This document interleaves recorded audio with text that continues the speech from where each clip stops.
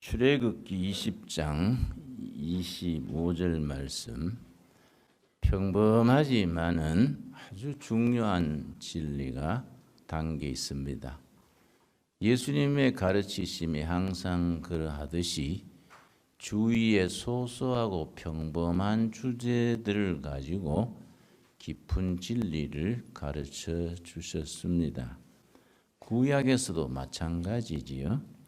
출애굽기 20장 25절, 너가 내게 돌로 제단을 쌓거든 다듬은 돌로 쌓지 말라.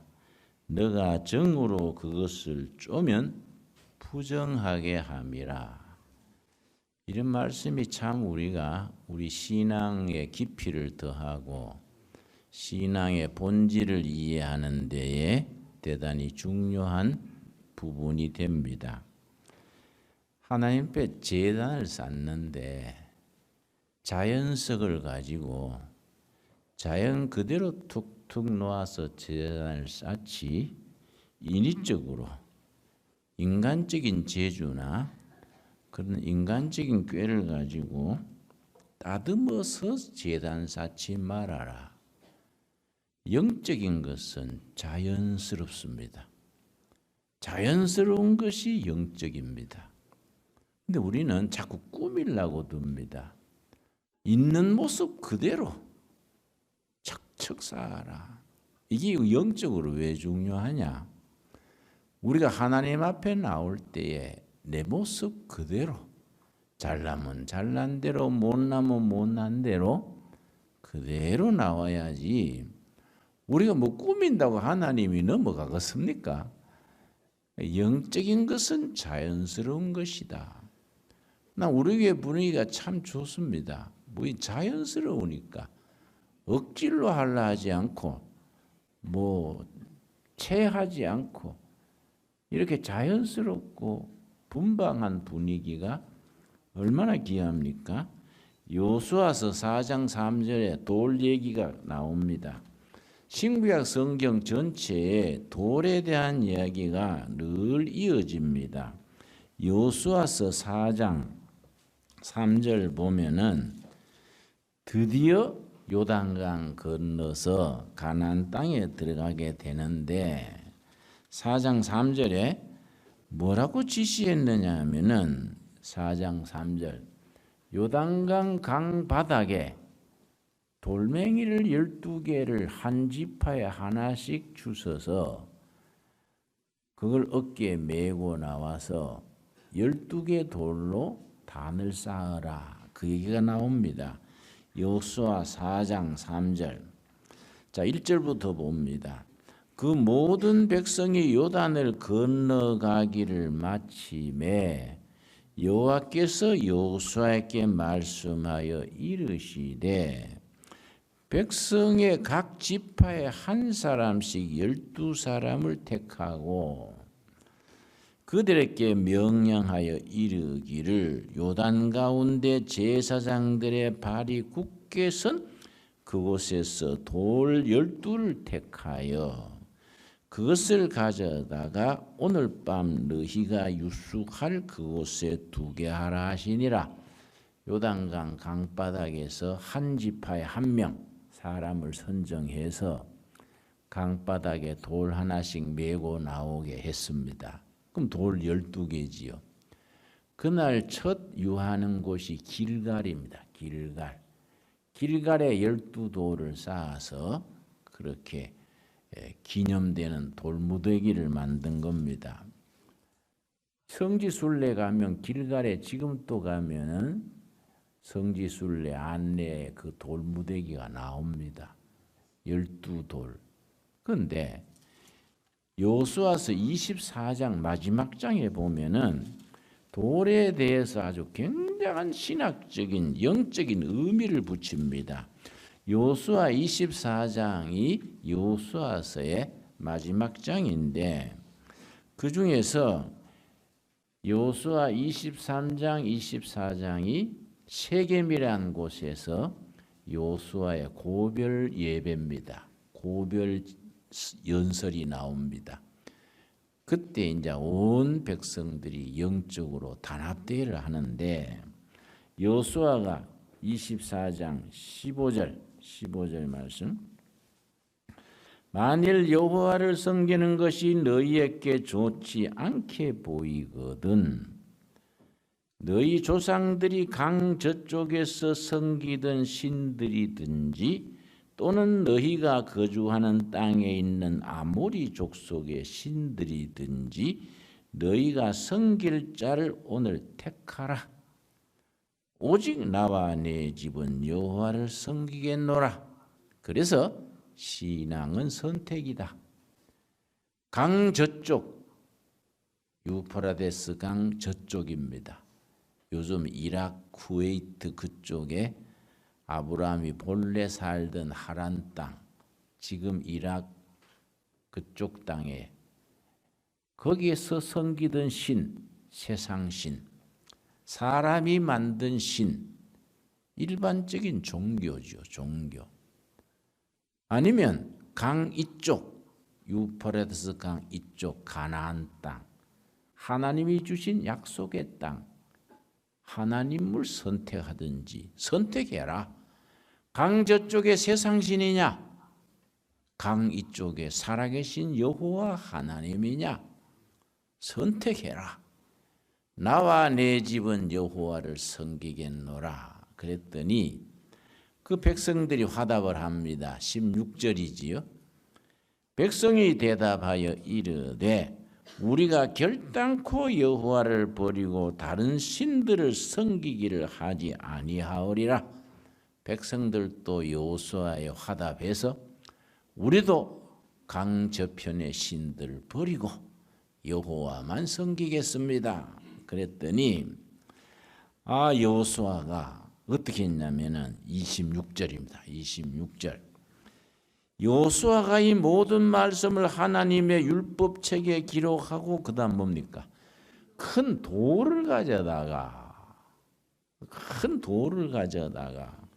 거기 여호와의 성소 곁에 있는 상수리 나무 아래 세우고, 성경에 상수리 나무가 많이 나옵니다. 그쪽 나라 말로 에셀나무라 그럽니다. 상수리 나무 밑에 돌을 씌우고, 그 중동 지방에는 상수리, 도토리 나무가 신목이 돼서 거기서 제사도 지내고 결혼식도 하고 아주 거룩한 나무로 인식하는데, 큰 돌을 가져다가 상수리 나무 밑에 세우고 어떻게 했냐? 27절. 굉장히 참 영적으로 깊이가 있는 말씀입니다. 모든 백성에게 이르되 보라, 이 돌이 우리에게 증거가 되리니 이는 여호와께서 우리에게 하신 모든 말씀을 이 돌이 들었음이니라. 이스라엘 백성들이 나와 우리 집 우리는 여호와만 섬기겠습니다. 이걸 돌이 들었다는 거예요. 돌이. 돌이 귀가 있습니까? 뭐 눈이 있습니까? 상수리 나무 밑에 돌 하나 턱 세우고 이 돌이 증인이다. 우리가 여호와만 섬기겠다는 걸 이 돌이 들었다. 그래서 그런즉 너희가 너희의 하나님을 부인하지 못하도록 이 돌이 증거가 되리라. 우리가 오늘 이 세겜 땅에서 온 백성들이 선택해서 결단했는 신앙, 여호와만 섬기겠다는 신앙을 이 돌이 들어서 이 돌이 증인이 된다. 신약에 가서 이 돌이 어떤 돌이다 베드로가 설명을 했습니다. 베드로전서 2장, 오늘 본문 말씀 베드로전서 2장. 그래서 신약과 구약이 짝을 이루어서 같이 이해할 때에 말씀이 살아 움직이게 됩니다. 베드로전서 2장 1절 말씀, 378페이지 2장 1절, 2장 4절입니다. 4절. 사람에게는 버림바가 되었으나 하나님께는 택하심을 입은 보배로운 뭡니까? 산돌이신 예수께 나아가. 여호수아서 24장에서는 죽은 돌이지요. 베드로전서 2장에서는 살아있는 돌, 리빙스톤, 살아있는 돌. 구약에서는 죽은 돌이 우리 증인이다. 우리 신앙적인 결단을 이 돌이 다 들었다. 증인이다 그랬는데 신약에 가면은 그 돌이 살아있는 돌, 산돌, 바로 누구라는 겁니까? 산돌이신 예수님이다. 그 돌이 예수님인 거예요. 산돌이신 예수께 나아가. 자, 그 다음에 중요합니다. 5절. 예수님이 살아있는 돌인데 예수를 믿는 우리도 산돌이라. 우리도 살아있는 돌이라. 예수를 믿고 구원받은 우리도 산돌이신 예수님을 본받아서 우리도 살아있는 돌이에요. 살아있는 돌. 자, 5절 우리 한번 같이 읽겠습니다.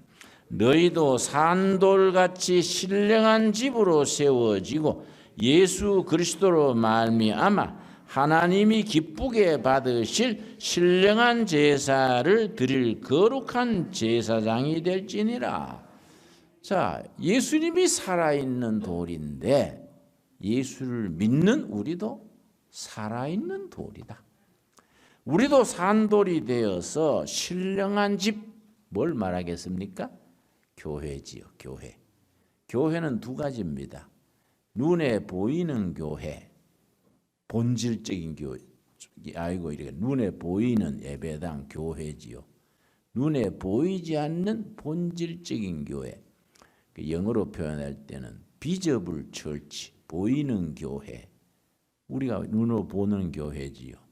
인비저블 처치, 보이지 않는 본질적인 영적인 산돌이신 예수님께서 머리가 되는 보이지 않는 참교회를 말하지요. 이 신령한 집이죠. 신령한 집. 우리도 산돌이 돼가지고 신령한 집 교회를 이룬다.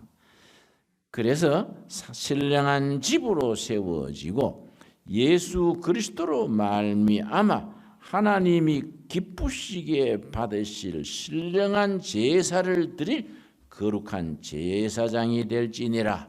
여러분, 우리가 다 예수님 앞에서 산돌이신 예수님을 이어받아 우리도 제사장이 된 겁니다.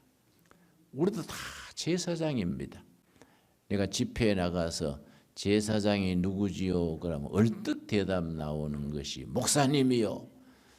그런데 그것도 물론 맞는 말이지만은 신약적인 진리는 목사님만 제사장이 아니라 예수님을 구주로 믿는 모든 사람이 제사장이지요. 여러분 아멘이 됩니까? 이런 건 아멘 해야 돼. 엉뚱한데 아멘 가지 말고 진짜 아멘 해야 돼. 우리도 다 제사장이에요. 제사장. 왜냐? 산돌이신 예수를 믿음으로 우리도 산돌이 돼가지고 신령한 집 교회를 이루면서 거룩한 제사를 삶 속에서 드리는 거예요. 우리도 다 제사장이라. 그래서 우리가 개신교 신앙 원리에 4가지 기둥이 있는데 4가지. 첫째는 솔라 피데, 믿음으로 구원받는다. 솔라 그라치아, 은혜로 구원을 받는다. 셋째, 만인 제사장. 모두가 제사장이다. 다 제사장. 네 번째, 솔라 스크립추라. 그래서 오직 성경. 교황의 건의나 신부님들의 건의가 아니다. 목사의 건의가 아니라 예수님을 증거하는 성경 말씀이 우리 신앙의 기준이다. 개신교 신앙 원리의 4가지 원리입니다. 오직 믿음으로, 오직 은총으로, 오직 성경으로. 네 번째 뭐라 그랬습니까? 만인 제사장. 우리가 다 제사장이다. 언제부터 그래 됐느냐? 예수님이 십자가에 돌아가실 때에 예수님은 골고다 언덕에서 돌아가셨는데 예루살렘 성전 휘장이 탁 찢어졌습니다. 성경 말씀 기억납니까? 마태복음 24장이지요. 예수님은 골고다 언덕에서 십자가에 돌아가셨는데 예루살렘 시내에 있는 성전의 성소와 지성소를 가로막는 휘장이 있습니다. 위에서 밑으로 탁 찢어졌지요. 밑에서 위로 찢었으면 사람이 찢어졌다 하겠지요. 위에서 아래로. 왜냐? 구약의 제사장 제도는 폐지됐다. 누구든지 예수님을 산돌로 우리의 대제사장으로 믿는 사람들은 담대하게 지성소로 들어갈 길이 열렸다. 아주 기독교 신앙의 깊은 핵심이지요. 그래서 우리가 다 제사장이 되는 길이 열린 겁니다. 누구로 말미암아? 예수로 말미암아.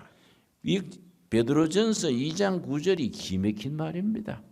우리 한번 같이 읽읍시다.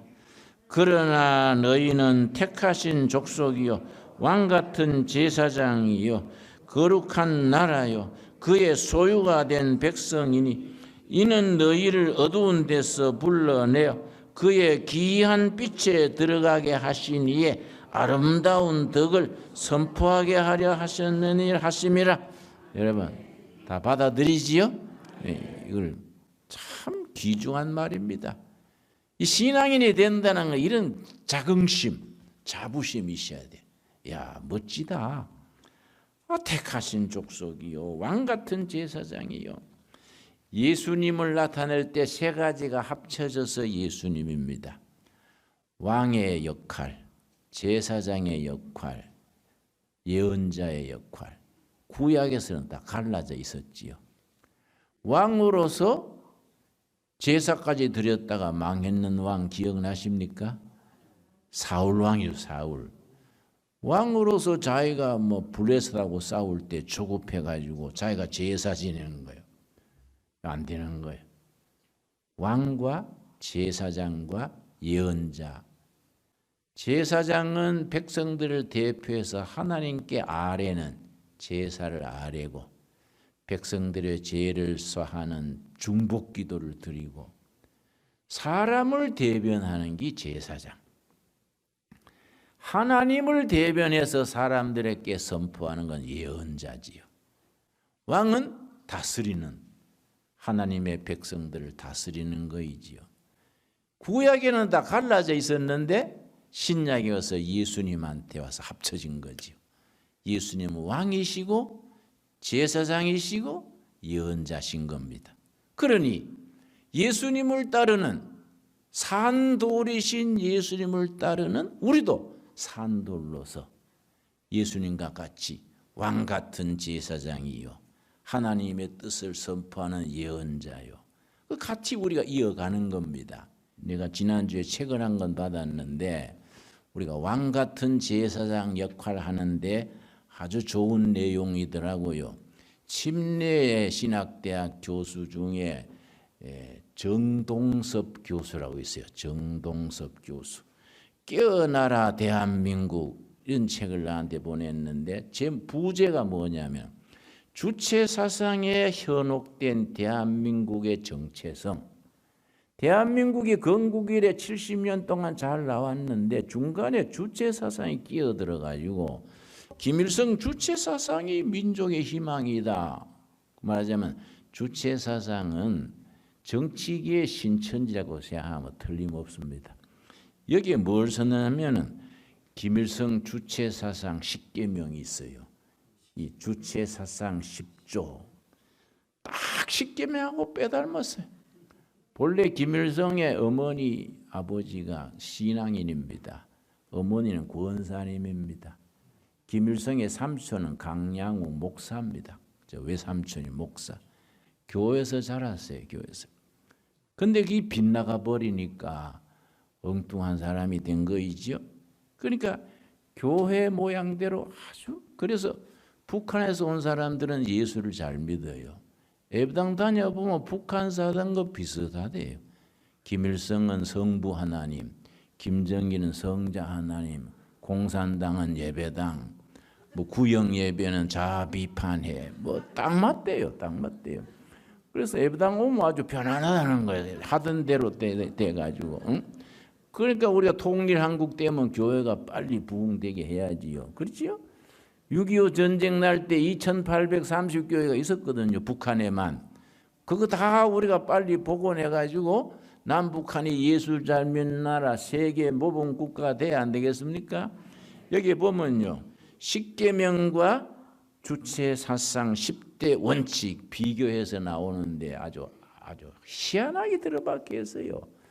연구를 많이 했어요. 아주 그래서 그 내용이 우리가 주체 사상과 기독교가 어떻게 대항해야 되느냐, 어떻게 비슷한 게 있느냐 이런 걸 잘 썼어요. 이 정동섭 교수의 깨어나라 대한민국 내가 잔차 읽어보고 내용이 좋아서 내가 좀 소개를 하려고 그럽니다. 여러분 성경적인 가치관, 진리관이 분명해야 돼요. 성경에 가르치는 그 인생관, 세계관, 역사관이 분명해야 돼요. 그러니까 우리가 교회가 예배당 왔다 갔다 한다고 되는 게 아니라 성경적인 확신을 가져야 됩니다. 인생 살아가는 가치관, 역사를 보는 역사관, 이런 진리관이, 구원관이 분명해야 돼요. 그 들락날락 하다가 나중에 엉뚱한 데로 나가버리면 그게 뭐 되겠습니까? 그래서 우리가 베드로전서 이런 거 읽을 때에 우리 신앙인의 가치관이 확실히 서서 우리 왕 같은 제사장이요, 거룩한 나라요, 선택된 백성이라는 확신을 우리가 가질 수 있어야겠습니다. 마태복음 21장에 보면은 21장 44절에 역시 예수님이 돌에 대한 말씀을 하셨습니다. 마태복음 21장 44절 말씀.